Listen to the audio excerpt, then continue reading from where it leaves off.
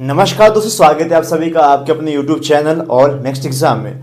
दोस्तों JBT TET इसके बारे में बहुत कम लोग बात करते हैं, पता नहीं क्यों। बहुत सारे लोग जेबीटी का एंट्रांस भी देते हैं और जेबीटी का टेट भी बहुत लोगों का पता है क्वालिफाई नहीं है, बट फिर भी बहुत सारे लोग हैं जो कि इसकी तैयारी से वंचित रह जाते हैं। मुझे भी जब भी हम टेट की तैयारी करवाते हैं सबसे ज़्यादा जो पेचीदा लगता है वो आपका जेबीटी टेट लगता है, क्योंकि इसमें सिलेबस बहुत ज़्यादा सिलेबस इसमें।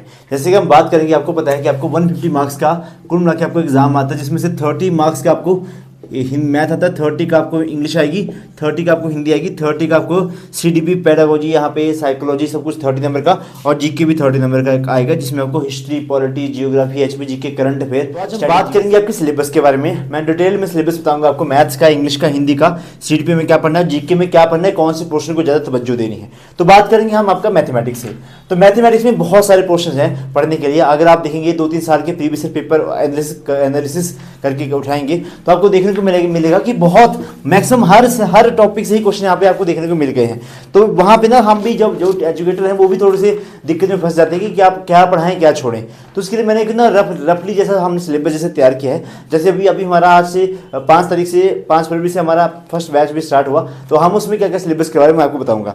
तो मैथ में सबसे पहले आपका सिंप्लीफिकेशन होगी, डिविजिबिलिटी रूल्स रहेंगे, नंबर सिस्टम रहेगा, एक्सपोनेंट एंड पावर्स रहेंगी, स्क्वायर एंड स्क्वायर रूट रहेगा, डायरेक्ट और इनवर्स पावर रहेंगी, प्रोबेबिलिटी से क्वेश्चन आते हैं, फिर आपके एंगल से क्वेश्चन आते हैं, प्रॉफिट एंड लॉस हो गया, स्टैंडर्ड डिवीजन हो गया, परसेंटेज होगी, एडिटिव और मल्टीप्लिकेटिव इनवर्स से क्वेश्चन हो गए, पॉलीगन्स होगी, साइड्स होगी, एंगल्स होगी, सबसे क्वेश्चन आपको देखने को मिलेगा।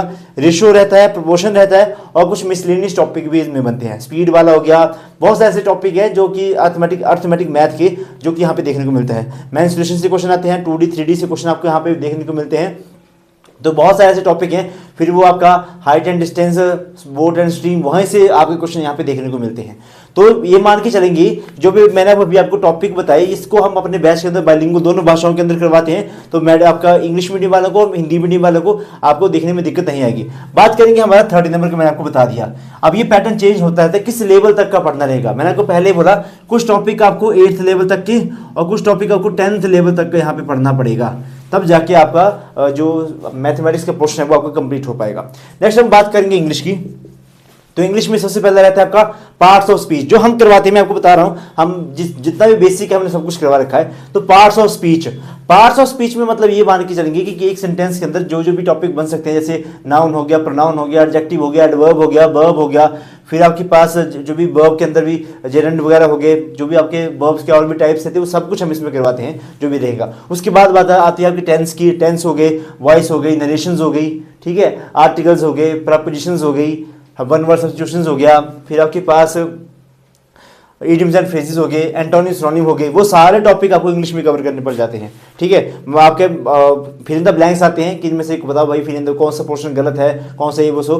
फिर आपका एंटोनिम सिनोनिम से क्वेश्चन इसमें बनता है। ये तो आपका रहेगा इंग्लिश का पोर्शन। हिंदी का अगर मैं आपको बताऊं,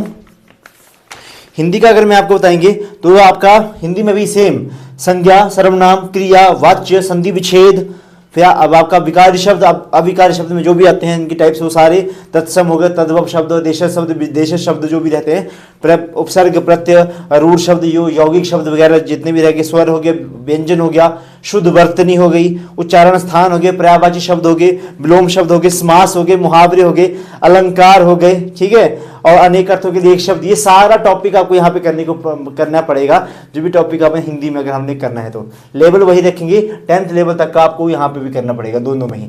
कोई भी ग्रामर पोर्शन ले लेना आप, उनको जो है वहाँ से इनकी तैयारी कर सकते हैं, ठीक है। जिसको भी ज्वाइन करना रहेगा हमारे बैच, तो 98 178 और 92 728 के ऊपर आप हमें व्हाट्सएप कर देना, आपको हम बैच प्रॉपर ज्वाइन करवा देंगे। 2000 रुपये में पूरी तैयारी आपको करवा देंगे एग्जाम तक के लिए। नेक्स्ट आपका जीके की बात करते हैं। अब जीके में बड़ा थोड़ा सा इसमें जो है ना कंफ्यूजिंग रहता है कि जीके में क्या क्या पढ़ना है। इसमें भाई साइंस भी आती है, तो आपको हिस्ट्री करनी है। हिस्ट्री के कुछ टॉपिक, जैसे आपका हिस्ट्री में एंशिएंट हिस्ट्री, उसमें आपको सबसे पहले सिंधु घाटी सभ्यता के बारे में थोड़ा पता होना चाहिए। फिर आपके पास बुद्धिज्म, जैनिज्म के बारे में पता होना चाहिए। महाजनपद, उनकी राजधानी के बारे में पता होना चाहिए। मेडिवल हिस्ट्री में आपको जो भी दिल्ली सल्तनत थी उनके बारे में पता होना चाहिए। फिर आपके पास जो साउथ इंडिया के अंदर जो भी विजयनगर साम्राज्य था, जो भी वहाँ पे वहाबी साम्राज्य, जो भी साम्राज्य रहे, उनके बारे में पता होना चाहिए कि उसके संस्थापक कौन है। फिर नेक्स्ट आपके पास SKTSL है ना, शहीद वंश, खिलजी वंश, तुगलक वंश, आपका स्लेव वंश खिलजी, तुगलक, सैयद और लोधी वंश। उसके बाद आपके मुगल्स आ जाएंगे। ठीक है, मुगल का साम्राज्य चलेगा बहुत लंबा, उनके बारे में मोटा मोटा आइडिया आपको पता होना चाहिए। मुगलों के बाद आपके जो भी आपके यूरोपियंस रहते हैं वो सब उनके बारे में पढ़ना पड़ेगा। बेसिकली इसमें हम अंग्रेजों के बारे में पढ़ेंगे। फिर जैसे ही आपकी मॉडर्न हिस्ट्री चलेगी, मतलब आपके गवर्नर जनरल हो गए, आपके वायसराय हो गए, वो सब कुछ। वायसराय तो चलो जब मॉडर्न हिस्ट्री पढ़ेंगे 1857 की क्रांति के बाद, इसमें से आपको सब कुछ पढ़ना पड़ जाएगा। जो भी हमारे वायसराय थे उन्होंने क्या क्या काम करवाए, क्या चीज़ बंद करवाई, क्या चीज़ उन्होंने शुरुआत करवाई, वो सब कुछ इसमें पढ़ना पड़ेगा। ठीक है जी, वायसराय के बारे में। फिर आपके पास इंडियन नेशनल कांग्रेस के बारे में पढ़ना पड़ेगा।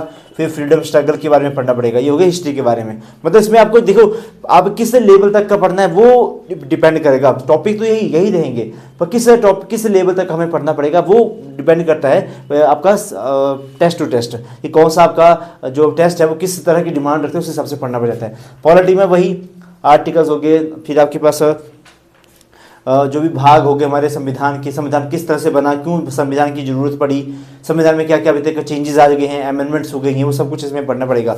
फिर आपके पास जियोग्राफी में इंडियन जियोग्राफी पढ़ना पड़ेगा। नदी नाले पहाड़ जो भी रहते हैं थोड़ा बहुत बेसिक सा, उनके बारे में पढ़ना पड़ेगा। फिर आपके पास साइंस में बेसिकली यहाँ पे आप बायोलॉजी पढ़ लेना, पढ़ने पड़ेगी आपकी बायोलॉजी। ठीक है, बेसिकली बायोलॉजी भी करेंगे तो हो जाएगा। ओके जी। फिर नेक्स्ट आपका स्ट्रैटेजी के में कुछ पोर्शन स्ट्रैटेजी के का जो तो वो तो मैं यूट्यूब के ऊपर फ्री में करवा देंगे। जब भी हमारी शाम को 6:30 बजे वाली क्लास लगेगी लाइव क्लास, उसमें हम इसमें कवर करवा देंगे। ठीक है जी।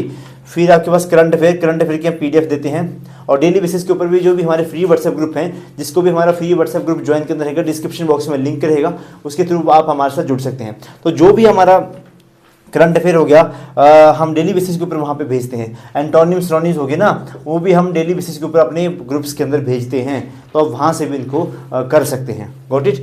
नेक्स्ट आपका रहेगा 30 नंबर का CDP साइकोलॉजी। इसमें भाई जितनी भी आपकी थ्योरीज हैं वो सारी पढ़नी पड़ जाती हैं। ठीक है जी, चाहे इंटेलिजेंस की थ्योरी हो, चाहे आपके पास साइकोलॉजी की थ्योरी हो, कोई भी थ्योरीज हो, जो भी आप पर्सनैलिटी से संबंधित थ्योरी, वो सब कुछ इसमें पढ़ना पड़ जाता है। और इसमें तो भाई थोड़ा सा ज़्यादा पोर्शन है CDP पेडागोजी। मतलब हमने भी, मैं आपको बताएं तो हमने कोई भी 25 टॉपिक तो हमने लेक्चर्स में करवाए हैं, और 5-6 टॉपिक के हम आपको PDF देते हैं, ताकि आपको कुछ भी ना इसमें ना छोटे सोशलाइजेशन की थ्योरी जो भी रहेगा टॉपिक सब कुछ इसमें करना पड़ जाता है। और बेसिकली सबसे ज़्यादा इंपॉर्टेंट रहती है प्रैक्टिस नहीं करी तो सब कुछ जीरो है। पढ़ जितना मर्जी लो, बाजार से मुझे मैसेज आते हैं कि सर कौन सी बुक ले मार्केट से। बेटा अगर कोई एक बुक से अगर टेस्ट क्वालिफाई हो रहा होता ना, तो आज की डेट में किसी का भी टेट पेंडिंग न रहता, तो सभी का टेट जो है वो फर्स्ट अटैम्प्ट में पेंडिंग हो जाता, क्लियर हो जाता। पेंडिंग क्यों रहता है? क्योंकि सभी एक बुक के भरोसे रहते हैं कि इस बुक से हो जाएगा। इससे मार्केट जो बुक्स वाले हैं उनको भी काफ़ी बुक्स बिकती हैं। ठीक है, पर दिक्कत कहाँ आ जाती है कि एक बुक से कभी भी तैयारी, वो updated books maximum updated book नहीं है। बहुत सारा पोर्शन है जो कि अब टेट का ऐसा सिस्टम है कि हर 2 साल में पैटर्न ही चेंज करते हैं, पर बुक्स चेंज नहीं होती हैं। उसमें से प्रीवियस ईयर पेपर चेंज होता है बस, और कुछ चेंज नहीं होता। बाकी सारी की सारी बुक पुराने वाली ही आपको मिलती है। ठीक है जी। तो बस वही है कि किस तरह से आपको प्रैक्टिस करनी है। दैट इज़ वाई कि जो भी अपडेटेड, जैसे हमने अभी जो भी हमारे बैचेस वगैरह चले हैं, उनमें आपको तैयारी करना मस्ट हो जाता है। वहाँ पे कंपटीशन भी मिलता है। देखो 5 फरवरी से हमारा फर्स्ट बैच स्टार्ट हो गया। एडमिशन उसमें बहुत ज़्यादा हमारी मतलब काफ़ी एडमिशन उसमें हो रखी हैं।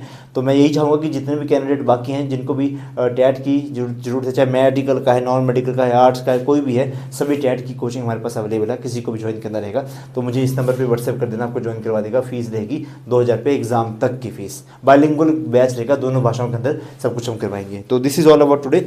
और मुझे लगता है कि इतना अगर आपने कर लिए तो टेट क्वालिफाई। देखो 90 नंबर है तो थोड़ा बहुत, 90 नंबर लेना बहुत आसान बात, बट मुझे पता है कि 80 से लेकर 90 के बीच में 70% जनता अटक जाती है। रीज़न क्या है? 80 तक मैं तो ये मानता हूँ कि 75 तक तो तुक्के से भी आ जाते हैं, मतलब तुक्के लगा के बिना पढ़े भी 75 नंबर तक आ जाते हैं। 75 to 80 जिसने थोड़ा बहुत देखा हो 2-4 दिनों में, उसका हो जाता है। फिर नेक्स्ट बात आती है 80 से लेकर 90 के बीच में कौन अटकते हैं? जिसने थोड़ी सी सीरियस होकर थोड़ी सी तैयारी करी है, और उसकी जो जिनका क्वालिफाई होता है वो किनका क्वालिफाई होगा? जिनका या तो प्रीवियस नॉलेज काफ़ी स्ट्रॉन्ग रहेगा, या फिर उन्होंने 2-3 महीने तैयारी करी होगी टैट के लिए। ठीक है, तभी टैट क्वालिफाई होता है। टैट क्वालिफाई जब एक बार फंसता है ना टैट ना, फिर तो जितना मर्जी जोर लगा लो, फिर तो वो क्वालिफाई नहीं होता। फिर तो बड़ी दिक्कत करता है जब तक आपका मतलब 5-6-10 बार टैट क्वालिफाई जब फंसता है ना, बहुत गंदे तरीके से फंसता है, फिर तो एक नंबर से रहता है फिर तो। ठीक है, तो यही था आज की इस क्लास के अंदर। आई होप जो भी कैंडिडेट हैं, अभी जो भी तैयारी कर रहे हैं, बैच ज्वाइन करेंगे, इस नंबर पर जरूर हमें व्हाट्सएप करेंगे, और अपने दोस्तों के साथ जरूर शेयर करना वीडियो को, जिनको भी बैच की जरूरत रहेगी। तो आज की क्लास में भी समाप्त कर रहे हैं। आप सभी के दिन शुभ रहे। धन्यवाद। जय हिंद, जय हिमाचल, वंदे मातरम।